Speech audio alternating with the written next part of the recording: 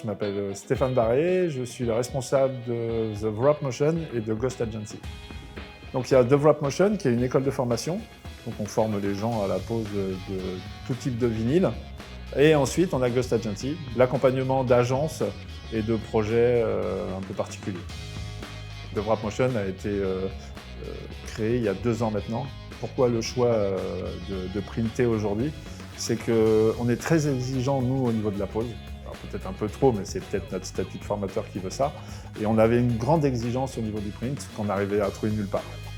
Nous, ce qu'on a cherché, c'est quelque chose de simple. Voilà, on n'est pas des sachants au niveau du print, c'est un vrai métier. On voulait quelque chose de maîtrisable, facile, mais qui est en lien aussi avec nos clients d'aujourd'hui. Donc déjà, on avait besoin de blanc. Pour moi, une impression blanche, si t'as pas, aujourd'hui, c'est compliqué. Pour la petite histoire de timing, la 630, on l'a achetée il y a à peu près 1 an et demi, et la 830, il y a à peu près 3 mois qu'elle est là. C'est un ancien élève de l'école de formation qui a repris ici la production. Il n'avait pas de connaissances non plus. En l'espace de 15 jours, il a su gérer le sujet. Franchement, c'est d'une simplicité déconcertante. Quand la 630 est rentrée, on a commencé à proposer des choses différentes. On fait de la vitrine, on fait du mur, on fait de la voiture, on fait du bateau, on fait de la trottinette. Avant, on avait de la sous-traitance. Tout est passé ici maintenant chez nous. Donc aujourd'hui, on va dire que l'activité, elle est à 50% pose et 50% print, voire 60% print aujourd'hui. Et puis la 630, au final, elle a été assez vite débordée. On a naturellement fait l'achat d'une 830 quelques mois après.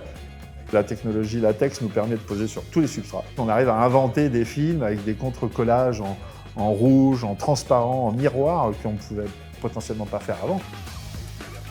Un des critères qui était indispensable pour nous, c'était la flexibilité de l'encre, blanche ou couleur. Parce qu'aujourd'hui, on fait des coverings avec des formes absolument incroyables et l'encre ne bouge pas. Ça nous permet sur la 630 ou la 830 de proposer des trucs complètement fous, quoi. Il y a zéro limite.